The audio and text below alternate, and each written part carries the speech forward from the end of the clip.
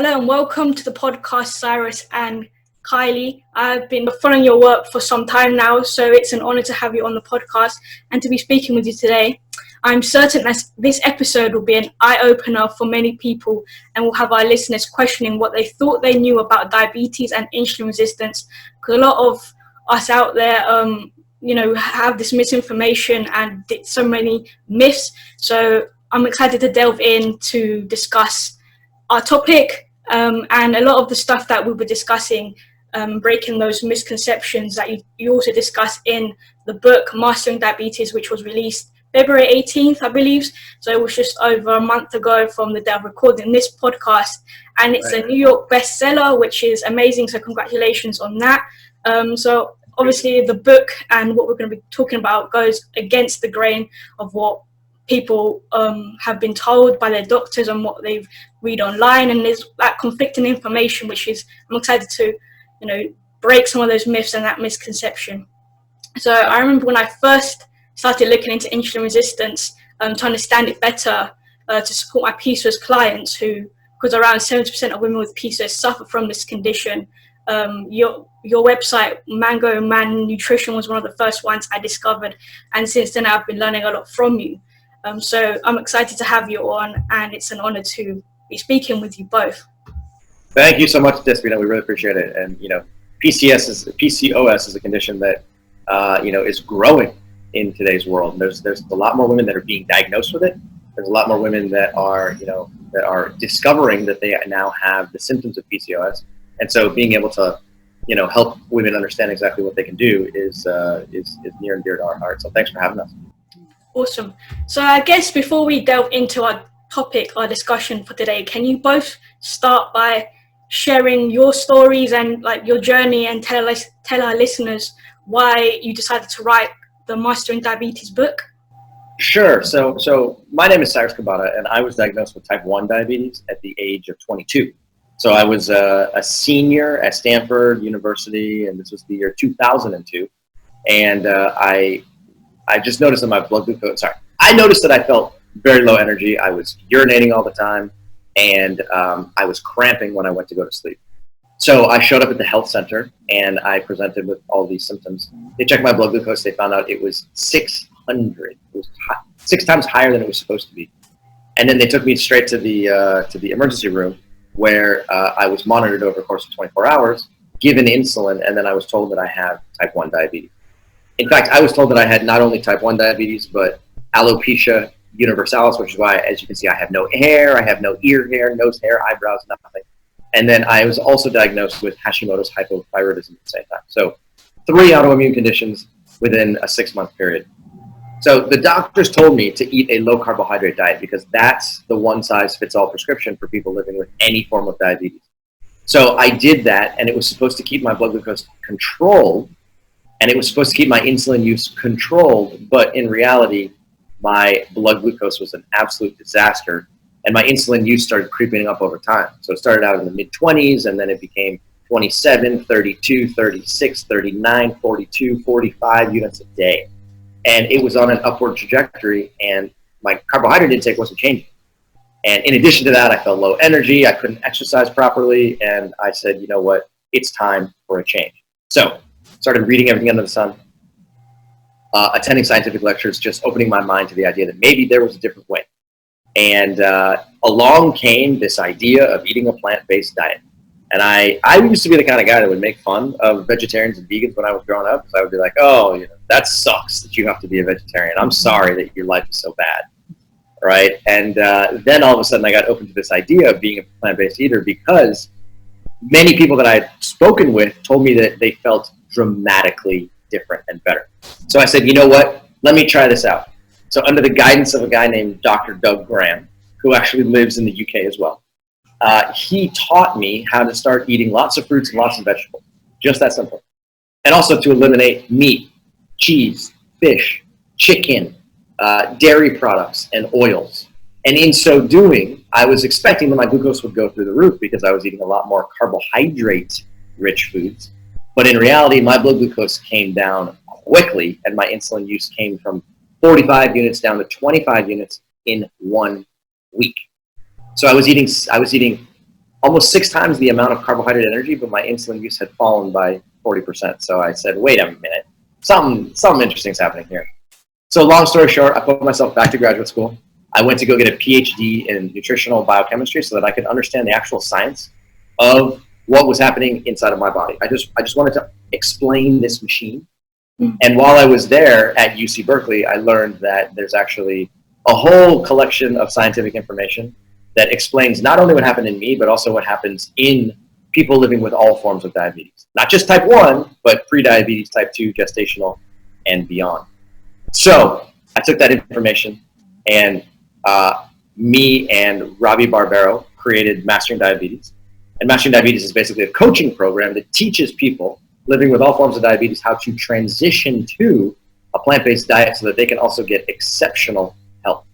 So we've been at this now for, just better over 4 years, and we're absolutely loving it. We're seeing, thousands and thousands of success stories from people all around the world living with all forms of diabetes. And we now have a growing base of women who are diagnosed with PCOS and gestational diabetes, because insulin resistance is foundational for both of those conditions. But here we are today. I'm a happy camper and trying to spread as much good information as possibly can. Wow. I think hearing your story is incredible, to think how this demonization of carbohydrates that people have been told to follow, it's not really as bad as we actually thought, and people are kind of in a way making themselves sicker by following low carb diets and restricting these key macronutrient, which has so many nutrients in, and to see that you focus so much on just eating these carbohydrates that your insulin sensitivity improve and your diabetes improve. It's just like it goes against the grain of what we all used to hear and what we've been told. So it's fascinating to just be able to break those myths and for people to not fear carbohydrates anymore. Because when I was diagnosed, I was told, lose weight for my PCOS. I didn't have insulin resistance, but the standardized information is always, cut carbs, lose weight, exercise more, and all this stuff. And I went down that route of cutting carbs and feeding absolute rubbish and over exercising and doing all this stuff when I didn't have to, cut the carbs. I could just eat better carbohydrates and just nourish my body better. So it's important to spread this information that there's no one size fits all diet, firstly, and carbohydrates are not bad. They're not the devil like we all think. Not even close. So go ahead. Do you want to tell your story too? Yeah, go ahead. I'll just, really briefly. So my name is Kylie Buckner. I'm a nurse, and as a nurse, I sort of grew up in that same mindset. I learned as a nurse how to take care of people with diabetes, to teach them how to eat a low carbohydrate diet. And so, I kind of came up in that medical system that's very the standard approach for all forms of, people living with all forms of diabetes. And it was in 2011 that I read the China study, and basically, my sort of shift happened in terms of how I wanted to eat at that point. So, I had some underlying inflammatory issues that I knew were happening in my body. I didn't really understand them, but making that change really helped me a lot with improving some of the inflammation that was in my body.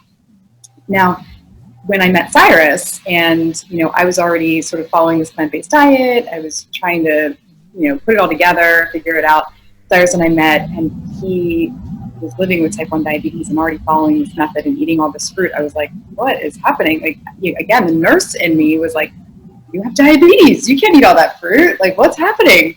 But the way that he managed his own diabetes health, the way he took charge of that through his nutrition, through food, was just so fascinating to me. And so, it definitely opened up a path for me to maybe pull my worlds together a little bit more. So I've been working with Mastering Diabetes as a coach since basically working with Mastering Diabetes since it started. But we're married, we work together, we do this work together, and it's so amazing to see so many stories of people who are taking their health in their own hands.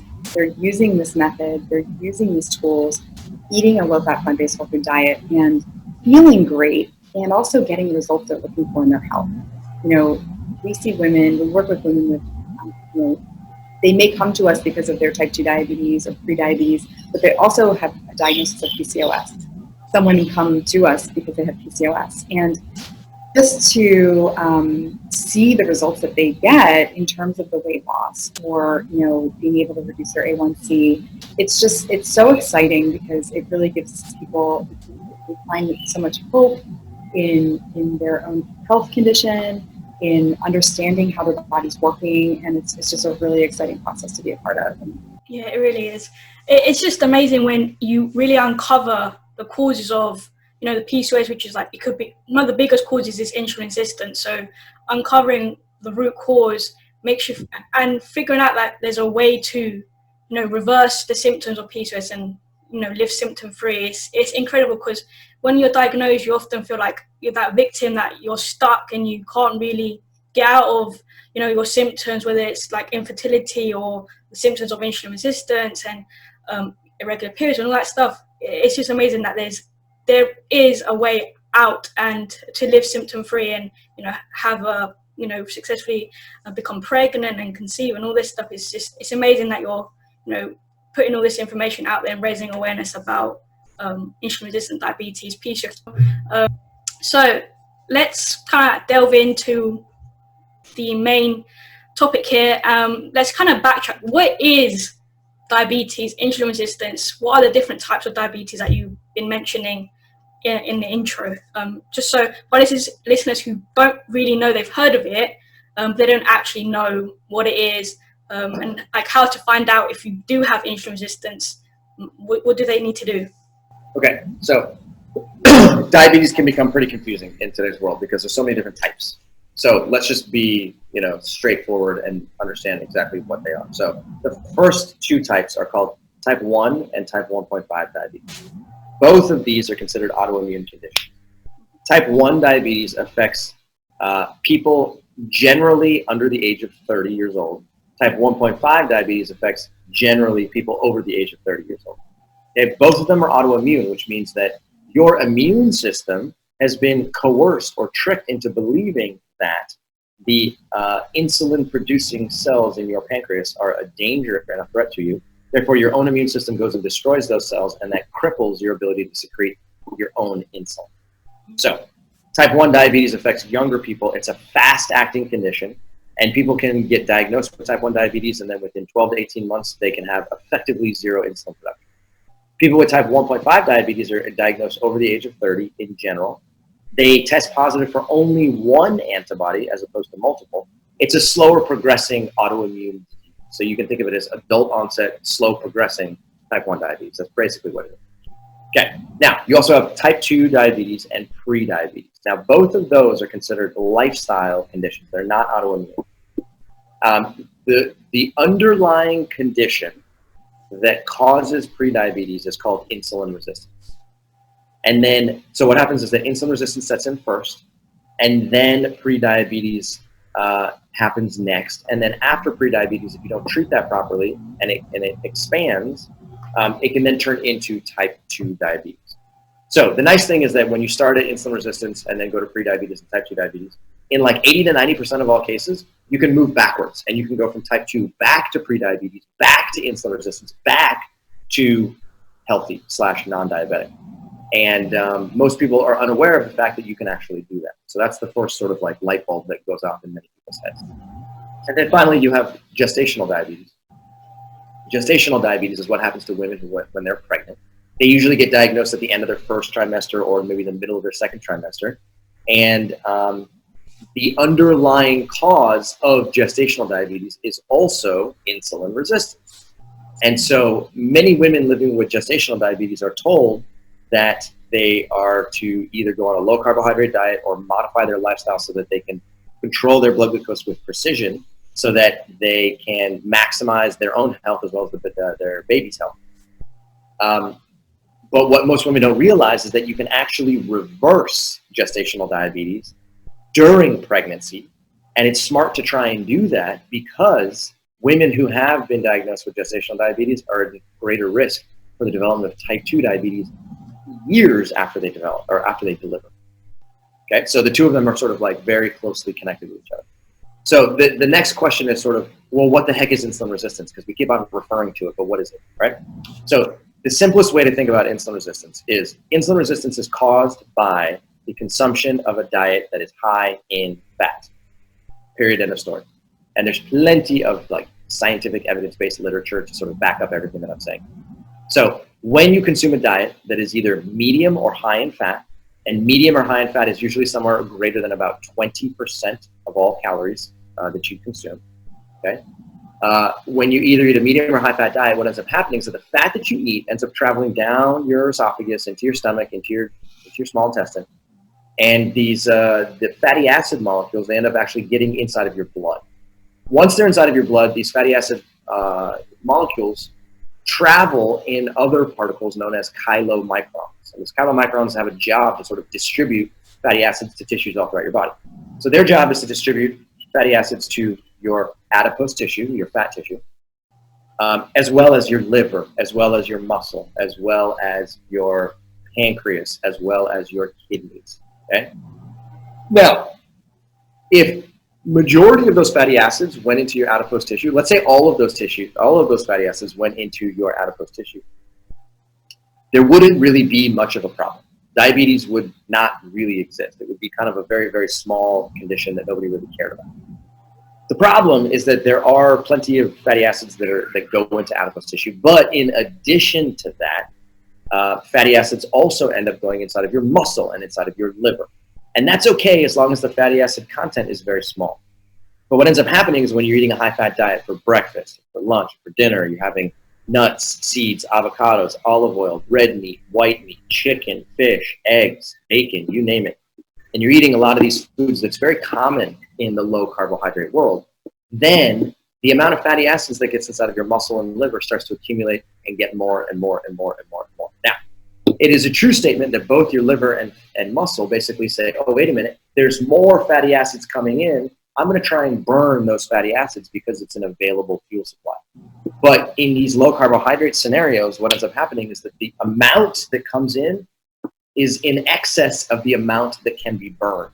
And as a result of that, your liver and muscle end up accumulating fatty acids over the course of time. So when they accumulate fatty acids over the course of time, they then go into a self-protective mechanism and they block insulin from working. And the reason they want to do that in the first place is because they want to block more fat from coming into the tissue. They want to block more energy in general from coming into the tissue. But they don't have a good mechanism to do that. There's really no solid, there's no solid, what's what I'm looking for, hormone that you can block that's going to basically block fatty acids from coming in. But if they were to block insulin, then what they can do is they can block a lot of glucose from coming in, and they can also reduce the amount of fatty acids that come into the tissue. So to sort of put on a break, they basically say, okay, we're gonna stop paying attention to this insulin thing. So what that means is that the next time you go eat a banana or a bowl of quinoa or a potato or anything that has carbohydrate value to it, you eat that food, the glucose from those carbohydrates wants to get inside of your liver, wants to get inside of your muscle. And when insulin comes and says, hey, knock, knock, liver, knock, knock, muscle, there's some glucose in the blood, do you want to take it up? Both of those tissues say, no, I don't have the time to listen to you right now. I got to burn this fatty acid stuff first. Let me get rid of this. And then once I do, I will then allow myself to communicate with you. So as a result of that, people will eat carbohydrate-rich foods, and they'll check their blood glucose 2 hours later, and they will see a high number on their blood glucose meter. Because glucose got trapped in your blood and insulin both got trapped in your blood. And then they look at their diet and they say, look, every time I eat fruits, my glucose goes high. Therefore, fruits are bad for me. Fruits equal sugar. Sugar is going to make me more diabetic. It's going to make me gain weight. Therefore, I shouldn't eat fruit. Right? So that it sort of reinforces this anti-carbohydrate propaganda. But it turns out that it's not the banana's fault. It's not the quinoa's fault. It's everything that you ate before that that actually caused the traffic jam that prevented the glucose from being utilized properly.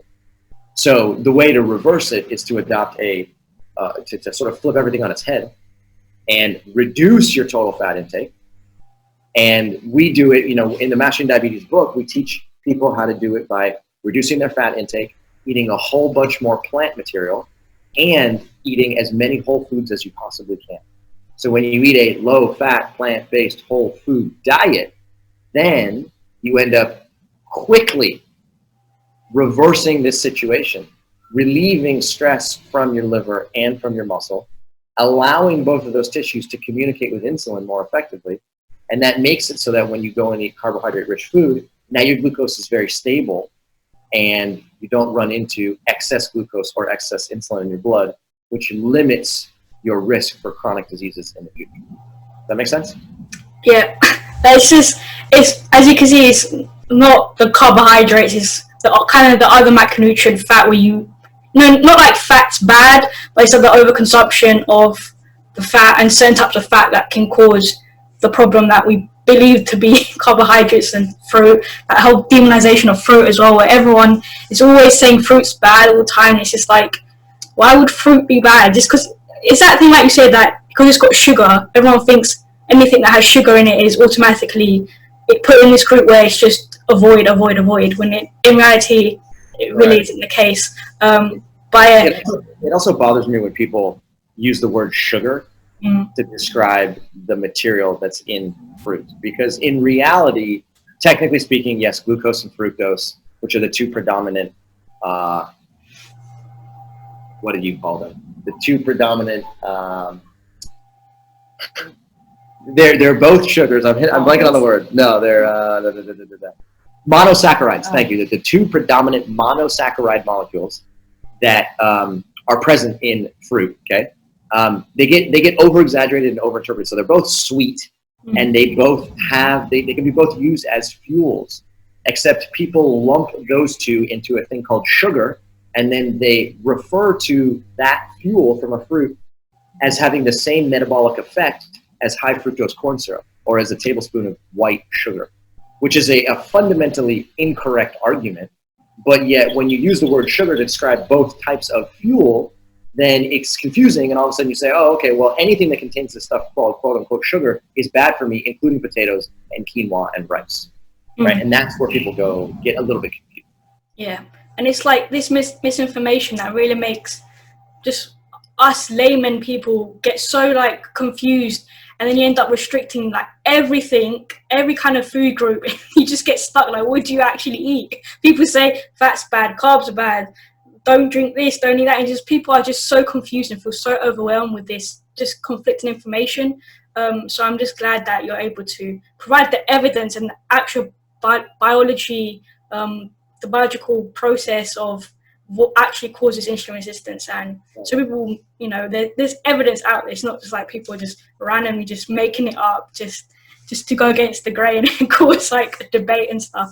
But yeah, so how can someone go about, what tests do people need to do to find out if they have insulin resistance? Okay, so there's many tests that they can take. Actually, Kylie developed a really simple collection. She developed a mnemonic called pilaf, like rice pilaf. And pilaf is what you can use to actually determine whether or not you are likely to be insulin resistant. So I'll turn it over to her and she can explain exactly what that means. Yeah, so basically, like, there are biometric numbers that you can use that based on your health assessment that you get when you go to your doctor, you get a checkup, you get some lab work, and the primary sort of biometrics that we use for understanding insulin resistance, like Cyrus said, is pilaf, and what that stands for is the P stands for blood pressure. So if you have elevated blood pressure, that's one indicator of insulin resistance, because insulin resistance, like Cyrus is saying, it influences not only a diabetes diagnosis, but also influences your cardiovascular functioning. So it's multi-systemic, and it will impact so many parts of your body's functioning. So blood pressure is one of the first ones. So if you're living with hypertension or high blood pressure, that's one indication that you are living with some degree of insulin resistance. The I in pilaf stands for ideal body weight. And that's basically what you're aiming for, is to be at your ideal body weight. So if you're carrying excess weight and have excess energy in your body, that is another indicator of insulin resistance. The L stands for lipids, and that refers to your cholesterol panel. So LDL cholesterol, HDL cholesterol, triglycerides, and your total cholesterol numbers. If any of those are elevated or out of range, that is another kind of like adding to the layer of your level of insulin resistance. The A stands for A1C, which is the measurement for people living with any form of diabetes. Usually that's the diagnostic criteria for prediabetes or type 2 diabetes. A1C is an important measurement for the last 3-month period of your blood glucose. An average, it gives you an average number of your blood glucose. So when your A1C is elevated, it indicates a higher degree of insulin resistance. And then the F in PLAF stands for your fasting blood glucose. Again, if you're living with, you go to the lab and have your fasting blood glucose tested, or if you're checking your own blood glucose and you're seeing elevated fasting blood glucose value, then that's sort of your fasting blood glucose is actually one of the best indicators of insulin resistance or improving insulin sensitivity. As your fasting blood glucose comes down, it's a really good indicator that your insulin resistance is actually improving. So we kind of use that in both directions. But we've actually created a little checklist. It's the insulin resistance checklist, because those biomarkers are things that you can measure over the course of time. And so if you're somebody who's looking to understand your level of insulin resistance, you can like kind of hang it up on your refrigerator, and just every time you go to your doctor and you're getting your blood checked or your blood pressure checked, you can kind of keep track of things over the course of time to see how you're progressing, or even to see how things are you may be becoming more insulin resistant over time as well. And another test that you can do that's like the most direct measurement that's easily accessible is you can go to the doctor and you can order what's called a glucose tolerance test, or either called an OGTT, oral glucose tolerance test, or a GTT, glucose tolerance test. So the way that this works is you go to the doctor, they measure your fasting blood glucose before you get to show up in the fasted state. They measure your fasting blood glucose. Then they give you a solution that contains water with about 75 grams worth of just pure glucose inside. You drink that. And then they monitor your blood glucose and insulin levels over the course of the next 2 hours. And they should monitor every 30 minutes. So they should measure at 0, 30, 60, 90, and 120 minutes. Now, if your blood glucose goes high during that time period, high, is anything over about 160, okay, that's one indicator that your basal metabolism is unable to process and metabolize the glucose from that beverage. But more importantly, if your insulin levels go high, regardless of whether your glucose goes up, that is the best indicator, that's the strongest indicator that you are insulin resistant, because anytime you are forcing your pancreas to secrete large amounts of insulin, you are basically forcing your pancreas to work hard, and that right there is a classic insulin resistance response that we're trying to limit by consuming a whole food plant-based diet. Awesome. Thanks for sharing that, and I'll try and include the PLAF in the show notes so people can refer back to it for So I want to ask you something, because I feel like people there's always this huge debate here where people are keto and plant-based. So people follow the keto diet and it's for insulin resistance and they notice an improvement. And then there's obviously this whole evidence for the plant-based diet and it helps insulin resistance. So what would you say to someone who has been diagnosed with insulin resistance or diabetes, and they've been scrolling through the internet and they found keto, or they're on social media and some influencers saying keto is the best diet for insulin resistance? What would you say to this person to, give them that extra bit of information to why keto might not be the best kind of diet for this situation? Okay. So the reason why both people who eat a plant-based diet and people who eat a ketogenic diet experience improvements in their diabetes health, and I would also lump PCOS into this exact same category. Women with PCOS also experience health from both of the sides. The reason that happens is actually quite simple. Both approaches are likely to lower your fasting insulin and your fasting glucose. A plant-based diet can absolutely lower your fasting insulin and fasting glucose, and we see that over and over again. A ketogenic diet also lowers your fasting glucose and also lowers your fasting insulin levels. So what what people do is they eat a ketogenic diet. Oftentimes they lose weight. They drop their fasting insulin, their fasting glucose, their A1C improves, their blood pressure improves, their cholesterol goes down, their triglyceride goes down, and they say, hey, looks like things are moving in the right direction. And I give them a giant high five because I say, hey, look, things are definitely moving in the right direction. But here's the problem. Only taking a look at your fasting insulin and your fasting glucose and or your A1C value does not definitively measure insulin resistance. Okay, again, those are important indicators. But like we just said, if you are going to measure your level of insulin resistance, there is really only one way to do it that will give you a definitive answer, and that is to get a glucose tolerance test. So if you take a ketogenic dieter and you say, okay, great, I like your fasting insulin is low, your fasting glucose is low, and your A1C is low, high five. You give them a glucose tolerance test. Within that 2-hour period, their blood glucose and or their insulin requirements are going to skyrocket.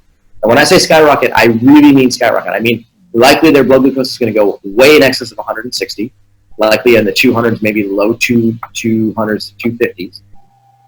And their insulin requirements are also going to be dramatically high.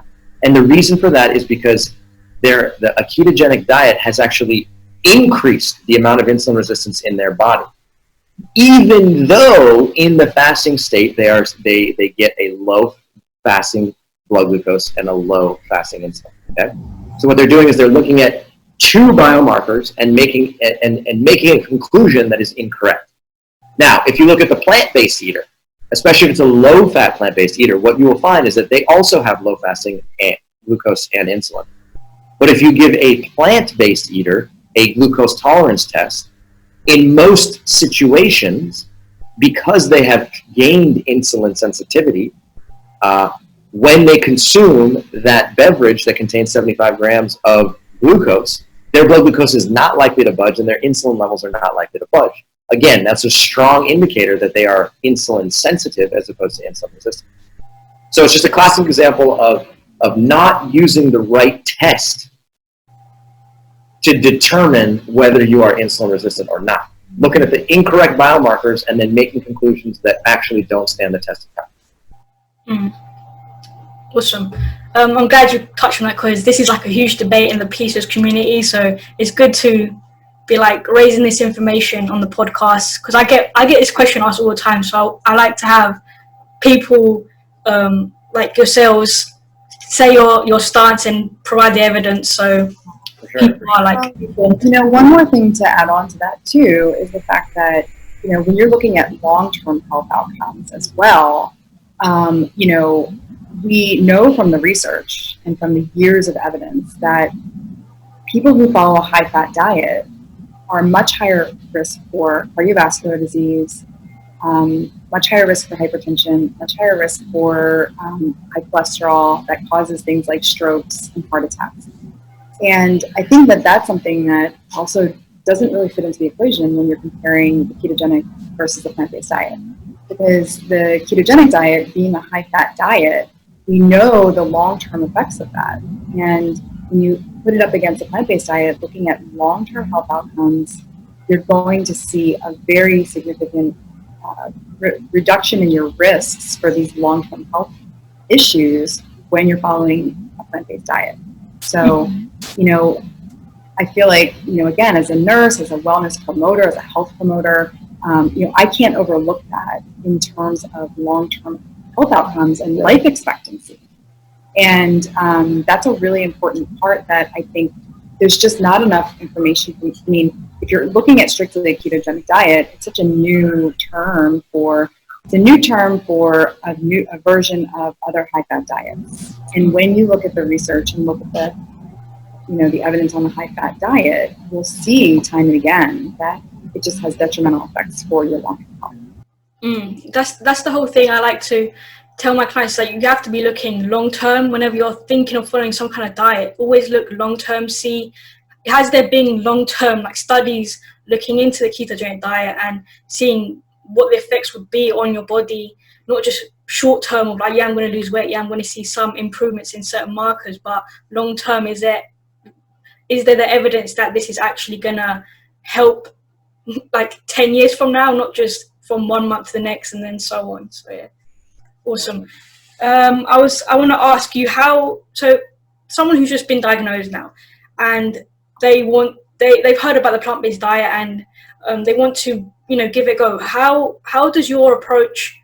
How would they get started following the plant-based diet if they've been a meat eater and just a normal kind of person who just has a balanced diet?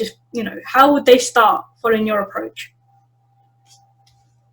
Yeah, I mean, this is like what I do every day. I help people make this transition too. So I love this question. And one of the things to keep in mind, the best way to do it is in a slow and steady approach. And that's how we approach it. It's a very methodical, meal by meal approach. And, there's so many influences on the decisions that we make every day. And, it's hard to make changes in your life. It can be very challenging to make changes. Our brains don't like it when we make changes. Our brains like the path of least resistance and doing the things that we've done for years and years and years, and familiar smells and familiar flavors. So when you're making these changes, it can be very disruptive inside your brain. It can be very confusing. And so we start with one meal, and that meal we tend to start with is breakfast. And it's a great way to start your day with a new choice, a fresh start. And the way that we recommend is to start by eating fruit for breakfast, because it's highly nutrient rich. It has tons of fiber, tons of carbohydrate energy that's going to keep you fueled throughout the day. And, some of our clients will take a little longer on that first meal. So it's sort of like it kind of gets a gauge for yourself when you're ready to start making that move to the next meal and the next meal. And we usually, just to jump in here real quick, we usually recommend making one change per week. So if somebody were to start changing their breakfast, just like Kylie described, we tell them literally change your breakfast and nothing else. I don't want you to change anything else, and just understand how your body reacts to that meal. What is your appetite like? What is your digestive process? How's your glucose change? What is your mental processes like? And then once you feel comfortable and you understand what's happening, then you move on to the next one. Yeah, kind of allowing your body and your brain to catch up with the choice that you've made, right? The decision that you've made to try something new. But the slow and steady method, it works really well. It's that week by week approach. By the end of a month or so, you're looking at a whole new, maybe dietary experience, which is way less overwhelming for your brain to and to have to deal with that from going from 0 to 60, right? Like all of a sudden I'm just going to eat a plant-based diet and not really know how to set yourself up, how to prepare, how to grocery shop. Preparing to eat differently also takes time to get used to. And so if you're only having to shop for one new meal at a time, it just makes that transition way more fun, a little bit easier. Yeah. Yeah, and you've got all this broken down in the book as well. I've seen, the chapter where you kind of break everything down, which is really useful. But I think, like you said, slow and steady, like changing one meal compared to just, one day waking up, be like, all right, plant-based diet, start just completely changing it. It's just, it gets overwhelming. You just, number one, you don't really know where to start. You just kind of guess, I should be doing this. And it's good that when you change one meal, you kind of you assess how you feel after that one meal. So it's not just, just making those changes and not assessing how your body's reacting, how you're mentally feeling. I think it's good to take a step back and assess the changes you're making before completely diving straight in and hoping everything works out without planning. I think planning is really important, and in the book you really help people understand how to plan something and make it enjoyable. The recipes you provide in the book are just also, it makes it exciting, so it's just great. Awesome. So is there anything else you kind of want to touch on about the plant-based diet, the book, Mastering Diabetes, the method, your approaches to get people, to inform them a bit more about the whole process? Yeah, our cat wants to get involved in this whole process. So, what the take-home message here that I think is important, not only for people living with any form of diabetes, but for people living with any health condition that is influenced by insulin resistance. Okay? the health conditions that are influenced by insulin resistance are increasing in number over the course of time.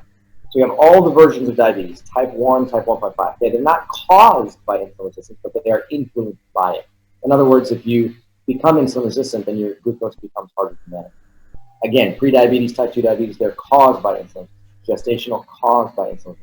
Then in addition to that, you have hypertension, high cholesterol, coronary artery disease, atherosclerosis, many forms of cancer. Okay? Erectile dysfunction is a vascular problem that is also affected by insulin resistance. Peripheral neuropathy, nerve tingling in your extremities, that's also influenced by insulin resistance, as is PCOS as well. Okay? So women who are living with polycystic ovarian syndrome, just like you said, 70% of them are living with insulin resistance, and they're trying to find ways to relieve that insulin resistance, because when they do, the symptomology improves. So the real question becomes, okay, well, how do you deal with this insulin resistance thing? Because if you can, then the symptomology of many other conditions either goes down or disappears. And that's the beauty of really addressing these conditions at the root, at the core of the problem. So carbohydrate phobia is a very dangerous game to play. It may get you good biomarkers in the short term, but just like Kylie said, it's not going to improve your long-term health. In fact, it's going to decrease your long-term health. Yeah, there's plenty of studies that demonstrate that eating a low carbohydrate diet, where you are limiting your carbohydrate intake, leads to increased chronic disease, whether that's hypertension, atherosclerosis, high cholesterol, type 2 diabetes, and beyond. So what I would really, really, really strongly encourage your listeners to understand is that insulin resistance is a central condition that controls so many other chronic diseases. And if you can really, really address it using a plant-focused diet or a plant-strong diet, it doesn't have to be a fully plant-based diet, but as plant-strong as you can get, then you dramatically, you like relieve the pressure. It's like a pressure release valve that many tissues in your body benefit from. Your brain, your thyroid gland, your vasculature, your heart, your liver, your kidneys, your sexual organs, all your nerves. Okay, all of these tissues become more functional or less dysfunctional. And over the course of time, if you're improving your total body health, then that's going to promote longevity. And to be perfectly honest, you're just going to feel better, period, end of story. So let's try and move in that direction rather than being coerced into this concept that a low carbohydrate / ketogenic diet is the solution, because it's a short-term solution that doesn't translate well in the long term. Awesome. And I think when people say, I feel like people just group all carbohydrates, like processed and the natural carbohydrates, can't talk, into like one big basket, rather than like, you know, because they're completely different things. These processed are not the same as eating quinoa or sweet potato or fruit and vegetables. And I think people need to, you know, I know people say don't label food, but there is clear differences between these carbohydrates. They're not the same, and they act differently in the body. So just assuming every carbohydrate is, you know, bad, we have to just change our perceptions and our mindset towards them. But I wanted to ask one thing that I always get asked, and it's a really common question. I think there's not really like an answer, like a certain answer, but I'm going to ask anyway. The question is, how long does it take to start seeing improvements, or, you know, fully reverse insulin resistance or diabetes? Is there like a time kind of frame that people can, you know, because obviously it gets a bit, you know, you're kind of making these changes but you don't really see stuff. What's that time frame people can expect to start to see some improvements? Okay, so the beauty here is that it's pretty darn fast, okay? But it's not a one-size-fits-all approach, because all human beings are graded differently. So if you go back to the Pilaf checklist that Kylie talked about earlier, okay? We're talking about blood pressure, ideal body weight, lipid panel, A1C, and fasting glucose, okay? So if those markers are elevated, then it's going to take time to move them back into range, okay?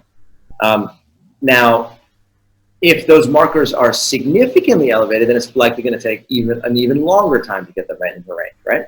So let me say this, worst case scenario, okay? You take somebody who is 60 pounds overweight, who has an A1C value of 9.0 when it's supposed to be closer to 5.6, okay? Maybe their blood pressure is, 150 over 120. Okay, their lipid panel is elevated, their LDL cholesterol is elevated, and their fasting blood glucose is 200.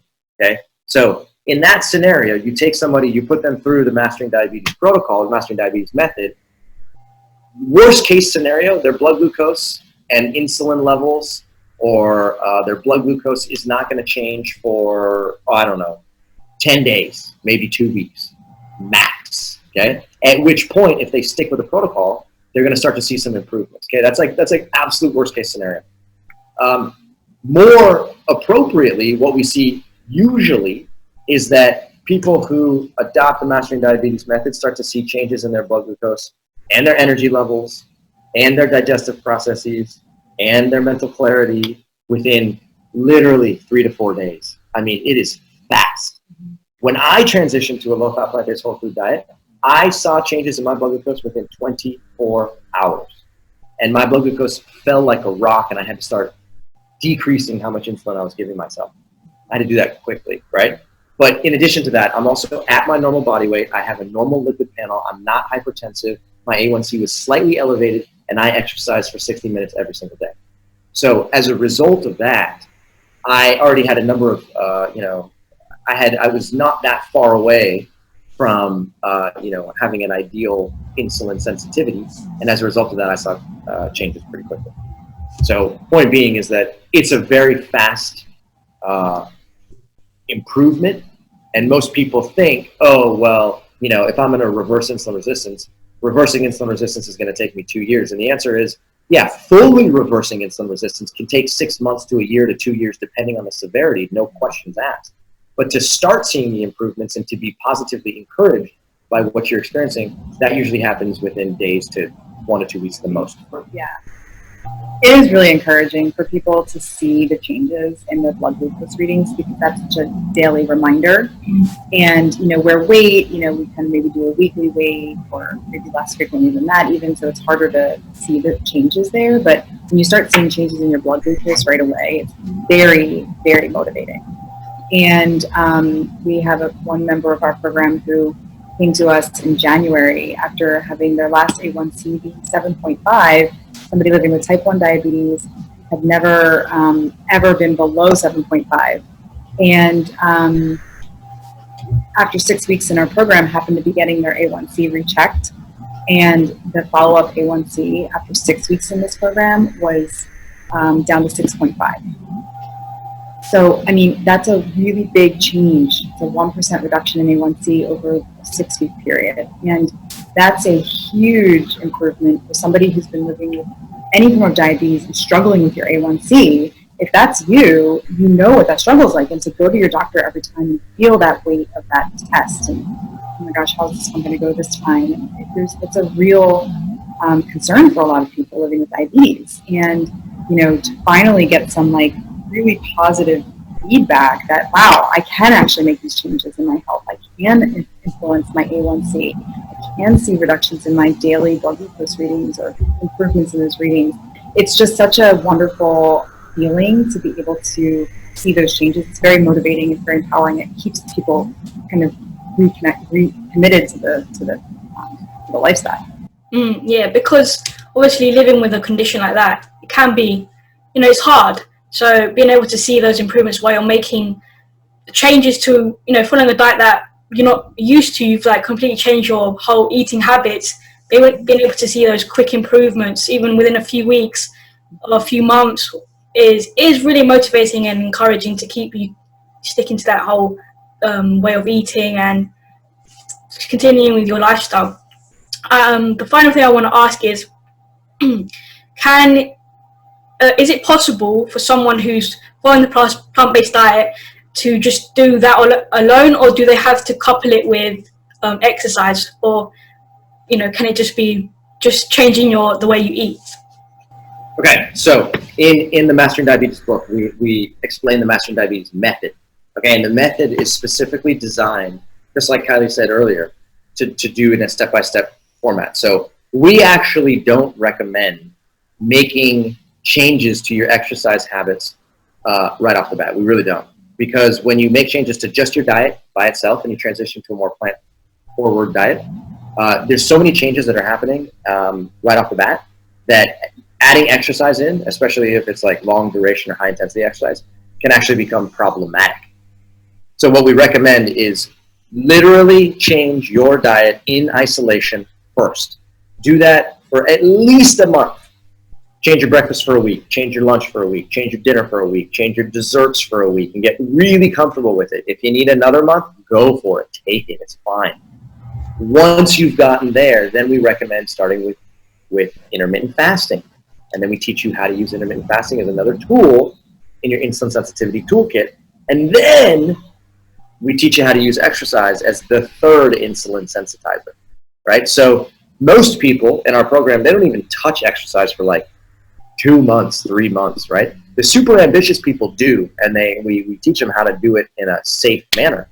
But the idea is if you only wanted to make changes to your diet and didn't want to change your exercise pattern, by all means, go for it. It's going to work. It's going to work well. And, we're here to support in any way possible. We have people in our coaching program that are, working with us on a daily basis to make sure that they are safe as they make this transition. And when you do it in a controlled manner, the sky is the limit. No questions asked. Amazing. It's amazing. So where can our listeners find the book, the Mastering Diabetes book? Where is it available? Well, there's one on our counter right now. You can come visit us and borrow our library copy. Just kidding. So what you do is you go to our website, masteringdiabetes.org/book. Okay, masteringdiabetes.org/book. You go there, and then you can read all about the book. You see that it's been endorsed by practically every single plant-based doctor under the sun. And then on that page, you can buy it from Amazon, Barnes & Noble, Books A Million, IndieBound. If you live internationally, meaning outside of the United States, you can absolutely get your hands on a copy. Whether you're in the UK, whether you're in Australia, whether you're in China, you can find a way to get it to you, no problem. That's the easiest thing to do. And then, for people who are interested in participating in a coaching program, if they want guidance, help, assistance, expert coaching, Q&A, video conferencing on a weekly basis, they can also see that on our website, masteringdiabetes.org/coaching, masteringdiabetes.org/plans, whatever you want, and it works like a charm. So It's also available Audible.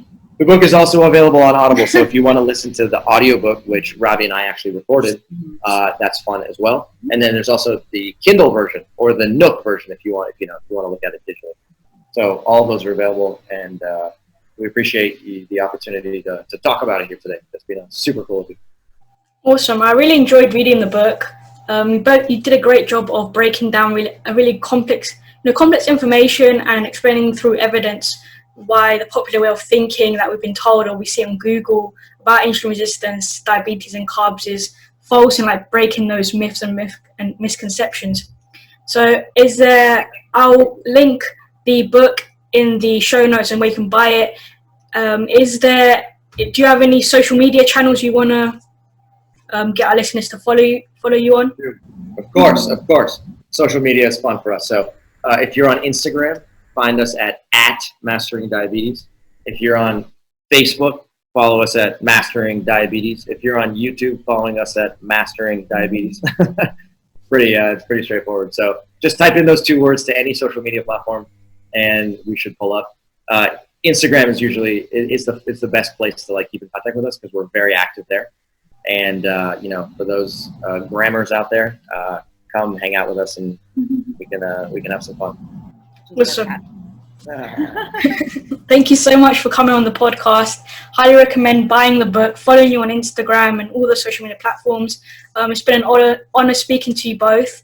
I'm sure our listeners have learned a lot about insulin resistance, diabetes, carbohydrates, fats, everything. So thank you so much for taking the time out of your day to share the knowledge, raise awareness, and it's just been great speaking with you. So thank you.